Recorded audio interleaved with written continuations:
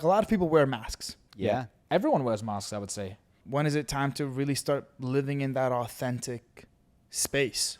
Well, I think there's if I look back at human development, my own and other people's, what I see is when you're little, you're perfectly authentic. You cry, you laugh, like you are just, you are unalterable.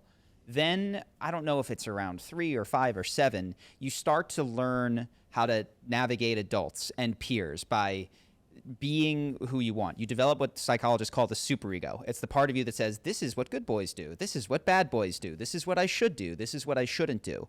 And that tends to stay with you through high school, where a lot of people will begin to try on different identities. They dress up like a goth. They dress up like a this. They're experimenting with ego formation, this idea that instead of just being what the adults want me to be, I can choose myself. And so for me, I didn't actually do that in high school. I did that later. Like I started choosing myself around 20-ish, 22 years old, and spent my 20s in what I would think is a very normal and healthy stage of ego solidification.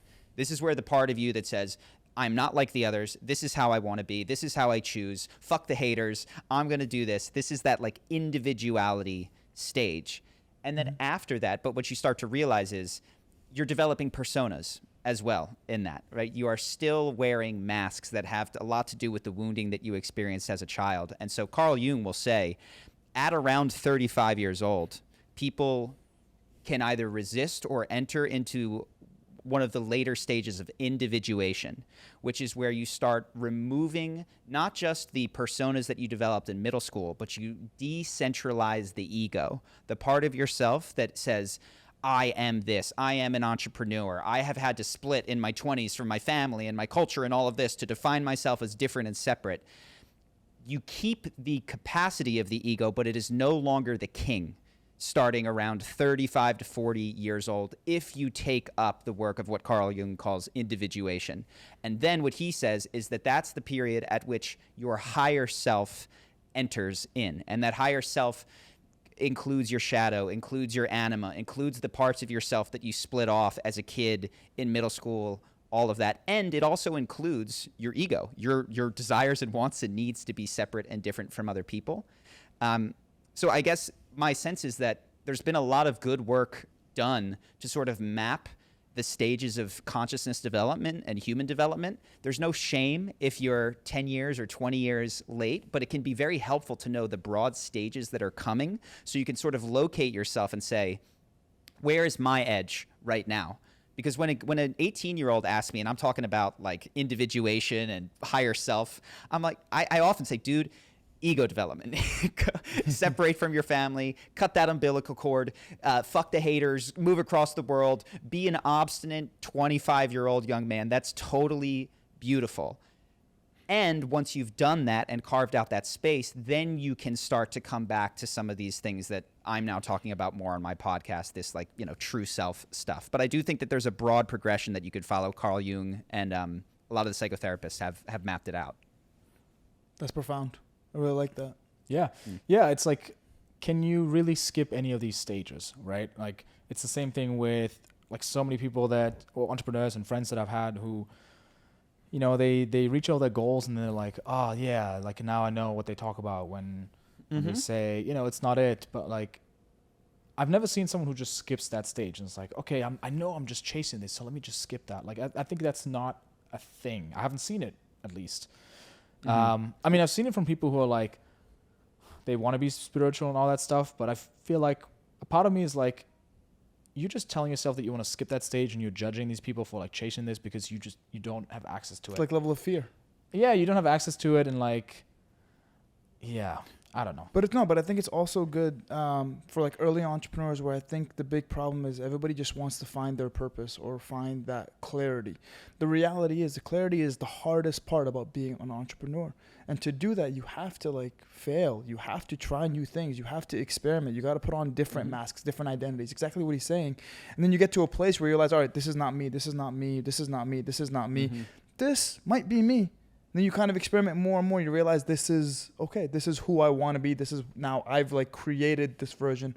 There was this like concept that have you heard of like role theory? No, role theory. No, I'm not familiar. role theory is like this like idea where basically you are an accumulation of everything your environment, your family, the people around you told you. Like let's say you're 7 years old and you're arguing with your mom, and your mom tells you, oh wow, you're going to be a great lawyer if you keep arguing like this. And then like when you're 14, somebody tells you the same thing. You're such a great, you're so good at debating. You're going to be a lawyer. So now your head, you're like, oh my God, maybe I should be a lawyer. So you spend your whole entire life looking for reasons to be a lawyer. And then you become a lawyer and you get to that place where then you realize, fuck, I don't want to be a lawyer. And you realize everything you've done has been an accumulation of everything that's been projected onto you. And then once you get to that point, you're like, now I want to take a step back and be like, I want to redefine my identity. What am I doing for me? What do I like about me? What hobbies do I like that aren't like me being tall and now I have to play basketball? Like all these small things that people just threw at you. And I think that's like such a, and it kind of goes back to what you were saying of just discovering that real higher self. But before you do that, you have to take on everything else that was projected onto you from the environment. Yeah. Yeah, I think that maps fairly well onto what I was talking about and my understanding of it, which is there have been cases of people like Eckhart Tolle who seem to like spontaneously awaken, right? They're sitting on a park bench and then boom, they're awake. But broadly, I think 2025, and it is beautiful to develop the ego so that you can place the ego in proper relationship to the true self. The Buddha was a prince, right? He experienced all of the best the world had to offer before he was able to step away from it. And it's very easy. I see this constantly. You see people will make videos on YouTube having succeeded, gotten the 1 million subscribers, made the $1 million, 10 million, whatever, talking about how it's not everything, but the comments are from people that haven't done that, and they're like, easy for you to say, you know. So what I want for those people is cool. Go make the $1 million, you know, do the thing, get the money, get the girl, go experience the end of material pursuit for yourself so that you can authentically step into the next stage. Don't take my word for it. And that's how I feel often when the 18-year-olds want to bypass that ego development stages. Go do the ego and don't be ashamed of it. I feel like part of developing an ego, the benefit of that too is that you're still relatable. Mm-hmm. Because this Jim Carrey interview here, you may have seen it too. Hey, Jim Carrey. Yes. What? I've covered a lot of fashion weeks. This is the first time I've run into Jim Carrey. Wait, tell me, is it true you're wandering the streets? You need a date to the party? What's up? No. I'm doing just fine. I just, there's no meaning to any of this. So I wanted to find the most meaningless thing that I could come to and join. And thank you. Here I am. Yeah. They're I mean, you got to admit, it's completely meaningless. Well, they say they're celebrating icons inside. Celebrating Do you believe icons. in Boy, that is just the absolute lowest aiming, possibility that we could come up with. It's like icons. Do you believe in icons? I don't believe in personalities. I don't believe that you exist, but there is a wonderful fragrance. And he just goes into like, we are nothing and nothing means anything. And it's just like, I get it. And in the comments, a lot of people are praising him. They're like, this pretentious interviewer. It's like, I don't know what she's just a everyday person. Like, I don't think she's wrong. She just got thrown a curveball right then and there. But I do think, and this is my own perception, you guys can disagree. I think that's still a level of ego of just like he can see what's happening and he's still showing up from that place where I'm like, dude, you obviously like you're aware but it's like you don't have to like take it out on her because I know he is like spiritual and wholesome, but in that moment I don't think he was actually living what he was saying from my perspective. That does not feel like higher self coming through to me. 100%. That and without, I don't know Jim Carrey, when I think there's often a stage of disillusionment where you're like, God, all this shit that I used to do is so meaningless.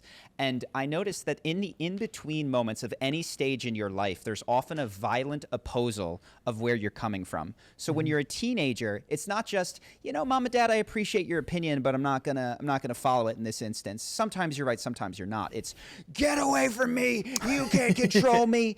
And when I became an entrepreneur, it wasn't, there's different things for different people. Some of us are drawn to this and some of this are not. It's, you're all wrong, 4-hour work week for life. In order to generate enough fuel to exit the gravitational pull of your prior stage, you often have to make an enemy of that stage. So I felt this many times in my own life. When you have to oppose, that's totally fine. It means that you're in between. It means that you're not stable. So I couldn't hang out with like 9-to-5 jobbers when I was trying to become an entrepreneur because it was so alluring and I felt so insecure and crap, they're making more money and what do I do? And now it's like, I love you guys. You do not need to be me. I do not need to be you. I am grounded in who I am. And so that's not a knock on him, but I see that in every stage where you have to argue with the person who was you 4 years ago, you're not grounded in the next stage.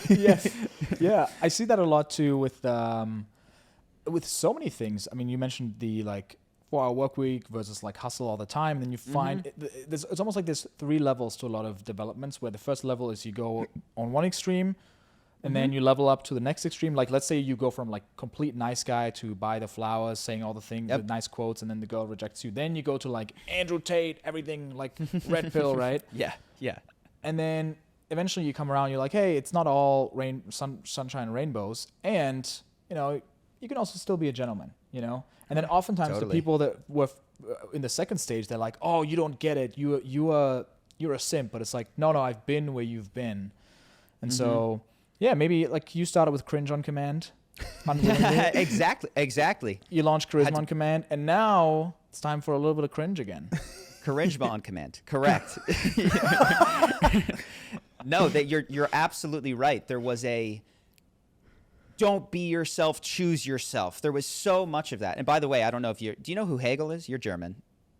Hegel? Are you familiar? He's a philosopher. Yeah, I know him. All Germans know each other. No, I have no idea. Wait, let me look him up. It's like 400 years ago or whatever, 300 years ago. Well, you just described one of his big contributions was this idea of the Hegelian dialectic, which is that it's a complicated way of saying, first there's the thesis, the thing that you are. Stage 2 is the antithesis, that I'm not that.